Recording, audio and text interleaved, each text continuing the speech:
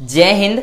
अब तक हमने पढ़ लिया कि किसी शाफ्ट को डिजाइन करना है, तो उस शाफ्ट को डिजाइन कर जब उस शाफ्ट पे क्या है कि ट्विस्टिंग मोमेंट लगे, तो ट्विस्टिंग मोमेंट को झेलने के लिए हमें उस शाफ्ट का डायामीटर कितना रखना पड़ेगा। तो इसकी हमने थ्योरी भी कंप्लीट कर दी और एक एग्जांपल भी करके देख लिया। अब उसके बाद में हमने कर लिया था बेंडिंग मोमेंट के बारे में कि किसी शाफ्ट पर जब बेंडिंग मोमेंट लगे तब उसका डायामीटर कैसे निकालना है। तो अब उसके डायामीटर निकालने के लिए हम एक एग्जांपल करते हैं। देखो ये एग्जांपल है, ये कहता है कि a pair of wheels of railway wagon carry a load of 50 kilo newton on each axle box.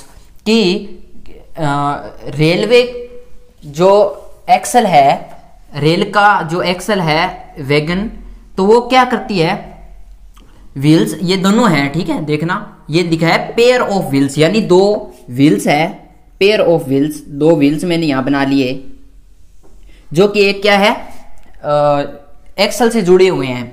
ये दोनों एक्सल से जुड़े हुए हैं, एक व्हील ये ए मान लिया इसको और इसको मान लिया वी, और एक्सल से जुड़े हुए हैं। ये दोनों 50 किलो न्यूटन दोनों पे लगता है, ईच प्रत्येक पे लगता है 50 किलो न्यूटन का लोड लगता है दोनों के ऊपर, और ये कैरी करते हुए जा रहे हैं। तो आगे इसने लिखा है acting at distance of 100 mm outside of wheel base. Wheel base से आउटसाइड 100 mm क्या है, 50 किलो न्यूटन का जो लोड है वो लगता है। 50 किलो न्यूटन का लोड 100 mm व्हील बेस से बाहर की तरफ लगता है।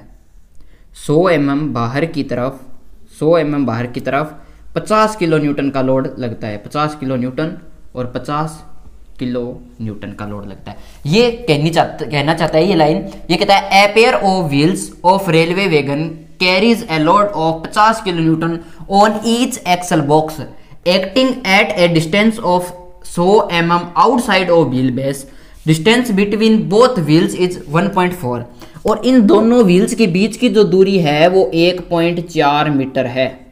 1.4 मीटर, ये देखो m लिखा है metre. Find the diameter of axle between the wheels. इन दोनों व्हील्स के बीच में जो एक्सल लगा है, यानी एक तरह से जो शाफ्ट लगी है, इस शाफ्ट का हमें डायमीटर फाइंड करना है। और हमें दिया है if the stress is not to exceed 100 megapascal, कि जो स्ट्रेस लगता है, जो स्ट्रेस लगेगा वो 100 मेगापास्कल से ज्यादा नहीं होना चाहिए। तो अब हमें यहां गिवन क्या है, हमें यहां गिवन क्या वो लिख लेते हैं। हमें दिया गया है लोड W कितना, 50 किलो न्यूटन। 50 किलो न्यूटन को मैं 50 इंटू किलो को 10 की पावर 3 लिख देता हूं, न्यूटन को न्यूटन रख दिया। समझ में आ गई।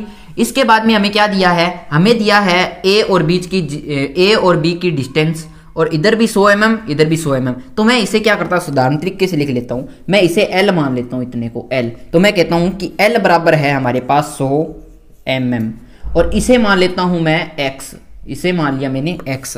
तो मैं कहता हूं X बराबर है मेरे पास 1.4 मीटर, ये मुझे दिया गया है। तो देखो ये mm के अंदर है, ये भी mm में है, तो क्यों ना इसे भी mm में बदल ले ताकि हमारी कैलकुलेशन साधारण हो जाए। इसे mm में बदलेंगे तो 1.4 इंटू मीटर को जब mm में कन्वर्ट करते हैं, तो चूंकि हमें पता है कि 1 मीटर में 1000 mm होते हैं, 1 मीटर में 1000 mm होते हैं, तो हम यहाँ 1000 लगा सकते हैं और ये mm में कन्वर्ट हो जाएगा। यहाँ 1000 लगाएंगे, इसे हटाएंगे तो नीचे आ जाएगा 10, और 1 से 1 0 कैंसिल, बच गया 1400 mm। 1400 mm इसकी बीच की ये डिस्टेंस, यानी x का जो मान था वो 1400, यहां आ गया हमारे पास 1400 mm। ठीक है। इसके बाद में हमें और क्या दिया गया है, लोड दिया था, L दिया था, x हो गया, और क्या दिया है हमें, और हमें दिया है if the stress is not to exceed 100 megapascal. हमें क्या दे रखा है, स्ट्रेस दे रखा है, सिग्मा बी का मान। ये देखो ये लोड लगता है इसके ऊपर, तो ये लोड लग रहा है, और इसके कारण क्या है, बेंड आ सकता है, यानी ये बेंडिंग मोमेंट का एग्जांपल है।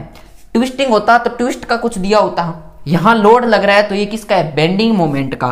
तो यहां सिग्मा बी का मान हमें दिया है 100 मेगापास्कल। सिग्मा बी ना लिख, चलो सिग्मा बी लिख दो, सिग्मा बी बराबर 100 मेगापास्कल। अब देखो ये मेगापास्कल में है, मेगापास्कल तो हमें पता है कि 1 पास्कल बराबर होता है 1 न्यूटन पर मीटर स्क्वायर।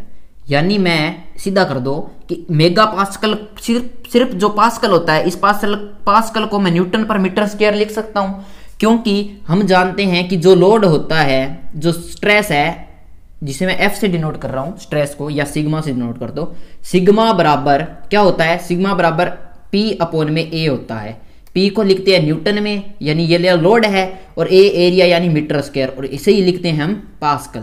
तो यहां से ये आ गया, ठीक है। तो इसे मैं क्या लिख सकता हूं, इसे मैं लिख सकता हूं 100 मेगा, और पास्कल को न्यूटन पर मीटर स्क्वायर लिख सकता हूं। मेगा को क्या लिख सकता हूं, अब देखो 100 मेगा यानी 10 की पावर 6 न्यूटन पर मीटर स्क्वायर, कोई दिक्कत नहीं। अब यहां मीटर है, यहां एमएम लेके चल रहे हैं, यहां भी एमएम, सब जगह एमएम लेके चल रहे हैं, तो क्यों ना इसे भी एमएम में कन्वर्ट कर लें। तो इसे एमएम में कन्वर्ट करेंगे, इसे मैं आपको बताऊंगा एमएम में कन्वर्ट कैसे करेंगे। इससे पहले हमारे पास ये गिवन डेटा था, ये हटाता हूं मैं, ये हमारे पास क्या था, गिवन डेटा था। तो अब एक गिवन से अपने क्या निकालना है, डायामीटर निकालना है। तो हम जानते हैं कि बेंडिंग इक्वेशन क्या थी हमारी, m अपॉन में I बराबर सिग्मा b अपॉन में y, और सिग्मा b अपॉन में y को हम d/2 लिख सकते हैं। I मोमेंट ऑफ इनर्शिया कितना होता है बेलन के लिए, यानी ये सिलेंड्रिकल रोड है, सिलेंडर के लिए π/64, पोलर मोमेंट ऑफ इनर्शिया बेलन के लिए होता है पाई अपॉन में 32 और d की पावर 4, और सीधा मोमेंट ऑफ इनर्शिया जो बेंडिंग मोमेंट में लगता है वो क्या होता है पाई अपॉन में 64 d की पावर 4। इसकी भी कोई दिक्कत नहीं है। अब हमें निकालना है m, और सिग्मा भी हमारे पास है, हमें निकालना है m क्या होता है, m होता है हमारे पास मोमेंट। अब हमें मोमेंट निकालना पड़ेगा। तो अब क्या है कि आपने स्ट्रेंथ ऑफ मटेरियल में पढ़ रखा होगा इसका मोमेंट निकालना, कि हम जब लोड लगता है तो हम उसका मोमेंट कैसे निकालते हैं। तो देखो यहां तक हमने कर लिया, अब इसका हम मोमेंट निकालते हैं। यहां तक पढ़ा रहने दो, यहां निकाल के देखते हैं मोमेंट।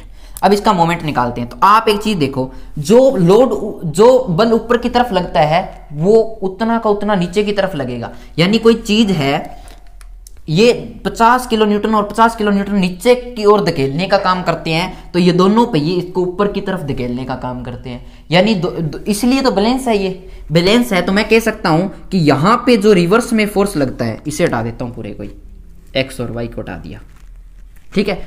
तो देखो यहां पे जो रिवर्स में फोर्स लगता है, यहां पे ये रिवर्स में लगाएगा कि ऊपर से 50, तो यहां ये कुछ रिएक्शन करेंगे तभी तो स्टेबल रहेंगे। तो क्या है, यहां लगता है आर ए मान लिया, और यहां लगता है आर बी, ठीक है।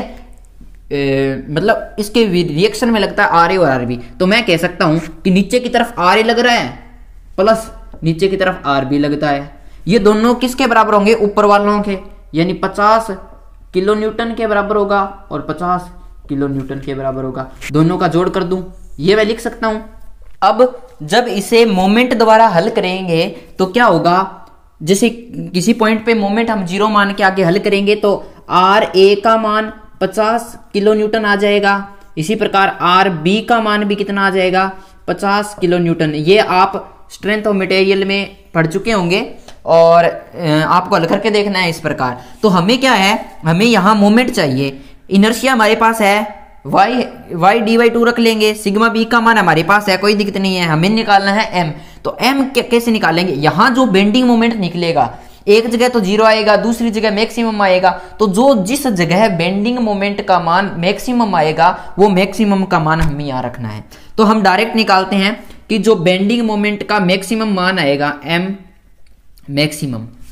एक छोटी सी चीज मान लो कि ये ए पॉइंट है ना, इस पे मान लेते हैं बेंडिंग मोमेंट क्या है हमारा, 0 है। मैंने 0 लगा दिया। उसके बाद में मैंने कह दिया कि m, और ये जो पॉइंट है इसे मैं कहता हूं सी पॉइंट, इसे मैं मान लेता हूं सी पॉइंट। तो m सी पर कितना होगा। अब आप देखो एक छोटी सी चीज देखो कि हमें पता है मोमेंट की यूनिट क्या होती है, न्यूटन इंटू मीटर ही होती है। यानी जो मोमेंट का फॉर्मूला होता है वो क्या होता है कि फोर्स जो है वो कितना लगता है, यानी लोड कितना लगता है, इनटू उसकी परपेंडिकुलर डिस्टेंस, यानी वो d जो है वो कितनी है, F into D, newton into metre होता है। तो हमने देखा कि यहां पे मैंने, अब हमें सी पॉइंट पे देखना है। सी पॉइंट हमारा कौन सा है, हमारा पॉइंट सी ये है, तो अब आप देखो इस सी पॉइंट पे देखेंगे तो यहां से इस सी पॉइंट से कंसाइडर करो कि यहां से यहां तक गए हम, तो यहां लोड कितना लगता है आर ए, इंटू यहां से यहां तक की परपेंडिकुलर डिस्टेंस कितनी है 100 mm। तो आर ए का मान कितना है हमारे पास 50 किलो न्यूटन। किलो को मैं 10 की पावर 3 लिख देता हूं, 10 की पावर 3 इंटू 100 कितना बन गया हमारे पास, बन गया 50, ये 1 और 3 और 2 यानी 10 की पावर 6 लिख सकता हूं। 5 इंटू 10 की पावर 6 न्यूटन, 5 इंटू 10 की पावर 6 न्यूटन इंटू mm हो जाएगा, न्यूटन इंटू mm, क्योंकि ये mm के अंदर है। तो मैं इसे एक चीज और लिख सकता हूं, मैं इसे क्यों ना ऐसे लिख दूं कि 50, चलो इसे इसमें पढ़ा रहने दो, 5 इंटू 10 की power 6 Newton into mm, 5 into 10 की पावर 6 न्यूटन इंटू mm के अंदर। ठीक है, अब हम चलते हैं आगे, अब इसे हल करते हैं आगे। आगे हल करने के लिए अब मैं ये मिटा दूं चाहे, ये चलो मैं मिटा देता हूं, ठीक है, और ये सारे मिटा देता हूं इतना, और इसे यहां हल करते हैं हम।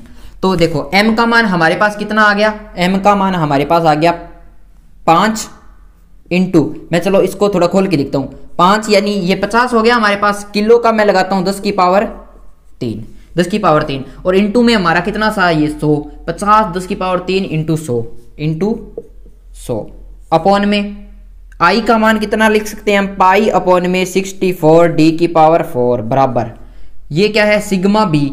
इसका मान हमारे पास कितना था 100 मेगा पास्कल, और 100 मेगा पास्कल को हम 100 मेगा पास्कल। अब मैं आपको एक चीज बताता हूं जो मैंने पहले बताई थी, मैंने कहा आपको बाद में बताऊंगा। अब देखो यहां देखो आपको अच्छी समझ में आएगी। 100 मेगा पास्कल, मेगा यानी 10 की पावर 6 पास्कल, इस प्रकार लिखा जा सकता है, लेकिन हम सारी चीज mm में लेके चल रहे हैं तो हमें ये भी mm में लेना पड़ेगा। अब इसे mm में लेंगे तब क्या करेंगे, देखो हमें पता है कि ए पास्कल किसके बराबर होता है, न्यूटन पर मीटर स्क्वायर के होता है। तो अब इस न्यूटन पर मीटर स्क्वायर को मैं mm में कन्वर्ट कर रहा हूं, तो न्यूटन पर मीटर स्क्वायर जो था इसे mm में कन्वर्ट करेंगे तो 1 मीटर में कितने mm होते हैं 1000, तो मैंने लिख दिया 1000। अब इसके ऊपर स्क्वायर है तो स्क्वायर लगा दी, और ये किस में कन्वर्ट हो गया mm के अंदर। अब देखो ये 10 की पावर 1 2 3 है, तो 10 की पावर 3 दूनी 6 बन जाएगी, यानी ये बन जाएगा न्यूटन पर mm स्क्वायर, न्यूटन पर mm स्क्वायर, ये स्क्वायर हो जाएगा न्यूटन पर mm स्क्वायर, और कितनी 10 की पावर 6, 1 2 3 थी, दुगना हो जाएगा तो 10 की पावर 6। तो अब देखो अब ये कितना लिखा, इसका मतलब कि 1 पास्कल को मैं कितना लिख सकता हूं, 1 पास्कल को ये लिख सकता हूं, इसके बाद कन्वर्ट किया तो 10 की पावर -6 न्यूटन पर mm स्क्वायर लिख सकता हूं। तो यहां ये जो ये दिया है मेगा पास्कल, तो मैं इस पास्कल की जगह क्या लगा देता हूं, ये लगा देता हूं। अब देखो यहां लिखा है 100 मेगा यानी 10 की पावर 6, और पास्कल की जगह मैंने लगा दिया 10 की पावर -6 न्यूटन पर mm स्क्वायर।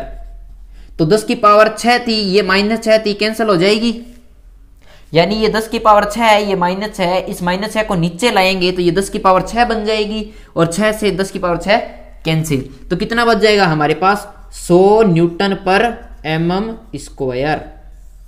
यानी सीधा हम इस चीज को डायरेक्ट क्या लिख सकते हैं, इस चीज को डायरेक्ट हम लिख सकते हैं 100 न्यूटन पर mm स्क्वायर। अब आपको एक यहां से चीज याद रखनी है मेगा पास्कल से, कि हम ये याद रख सकते हैं कि 1 न्यूटन पर mm स्क्वायर बराबर होता है 10 की पावर 6 पास्कल। यानी कहीं भी आपको मेगा पास्कल लिखा आ जाए, मेगा पास्कल कहीं भी लिखा आ जाए तो आप उसे डायरेक्ट 1 न्यूटन पर mm स्क्वायर लिख सकते हो। तो अब यहां हम लिखते हैं इस मेगा पास्कल को mm में कन्वर्ट करके न्यूटन पर mm, तो उस हिसाब से हम लिखते हैं तो कितना आएगा यहाँ पे 100 अपॉन में इसको लिख दिया तो d/2। तो देखो d से 1 d कैंसिल 3 बच गया, 2 से 64 कैंसिल 32 बच गया।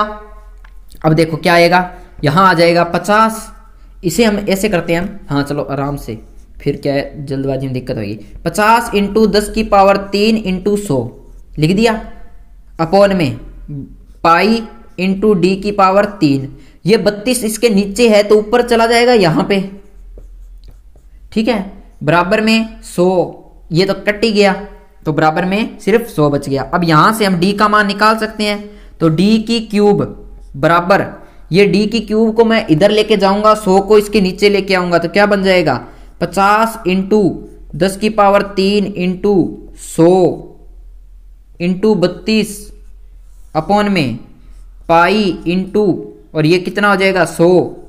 ठीक है, जब आप इसको हल करोगे और इस 3 को हटा के आप यहां 3 को हटा के आप इसे इस प्रकार से क्यूब मतलब घन रूट करोगे यहां 3 लगा के, तब इसका आंसर आएगा डी का हमारा 78.9 या 4 के समथिंग आएगा, कुछ ऐसा आएगा, और ये mm में आएगा।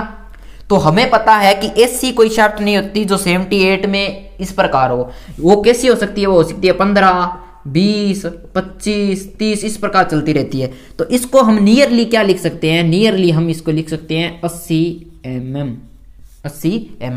अब आपको ध्यान में क्या रखना है, ये हमारा आंसर आ गया। ध्यान में क्या रखना है, क्वेश्चन पढ़ा, ठीक है भाई, ये हो गया। हमें पता है यहाँ बेंडिंग मोमेंट है तो सूत्र लगेगा m अपॉन में आई सिग्मा अपॉन में y। तो I का मान हमारे पास है पहले से, Y की कोई दिक्कत नहीं है, सिग्मा का मान दे रखा है, M का निकालना है भाई, M का निकालना है। तो बेंडिंग मोमेंट में जहां मोमेंट मैक्सिमम आएगा वो मान यहां रखना है। मैक्सिमम मोमेंट कैसे आएगा, हमें पता है मोमेंट बराबर क्या होता है, लोड, यानी मैं चल W लिख देता हूं इंटू L, मोमेंट बराबर W इंटू L, यानी न्यूटन इंटू मीटर। अब ये मीटर वाला हमने mm में चेंज कर लिया, तो ये लगा दिया हमने 100, और लोड लगता है ये इस पॉइंट पे, तो यहां हमारे पास मैक्सिमम का मान आ गया इस पॉइंट पे, आर ए पे। यहां से देख लो, चाहे यहां से हम देखते हैं, तो देखो यहां से हमने देखा कि हाँ, मैं अब क्या कहता हूं, मैं कहता हूं मैं एम ए पॉइंट पे मैं क्या निकालना चाहता हूं, एम ए पॉइंट पे मोमेंट निकालना चाहता हूं। तो मैं यहां से देखूंगा कि मोमेंट मुझे यहां से निकालनी है, तो मैं इसके इधर ना चल के, इधर ज्यादा है, निकल तो इधर से भी जाएगा लेकिन इधर ज्यादा है, हम इधर छोड़ देते हैं। हम कहते हैं भाई मैं तो इधर आता हूं, यहां कम है, तो मैं इधर आया तो मैंने पहला पॉइंट देखा कि यहां सी पॉइंट है, और सी पॉइंट पे डब्ल्यू कितना लगता है, सी पॉइंट पे डब्ल्यू है हमारा 50 किलो न्यूटन, इंटू क्या है एल यानी डिस्टेंस। तो इससे यहां की डिस्टेंस कितनी है 100, यहां की डिस्टेंस कितनी है 100। ठीक है, तो हमारे पास ये बन जाएगा 50 इंटू 100 इंटू, और किलो, चलो इसको किलो न्यूटन लगा देते हैं सीधा, किलो न्यूटन। शायद पहले मैंने ये गलती से सी बोल दिया था कि सी से 50 इंटू 100 कर दिया था। तो ये आप ध्यान रखना कि यहां पे मोमेंट यहां से निकाल लेंगे, तो चाहे इधर जाओ चाहे आप इधर जाओ, उत्तर सेम आएगा, निकाल के देख लेना। इधर आएंगे तो क्या होगा, लोड यहां पहले लोड कौन सा आ रहा है, यहां पे तो हम खड़े हैं, इसके इधर आएंगे तो पहले लोड आ रहा है 50, और डिस्टेंस कितनी है ये, यदि और होता तो इसे करते जाते। ठीक है, आई होप आपको समझ में आया होगा। मिलेंगे अगली क्लास में। जय हिंद।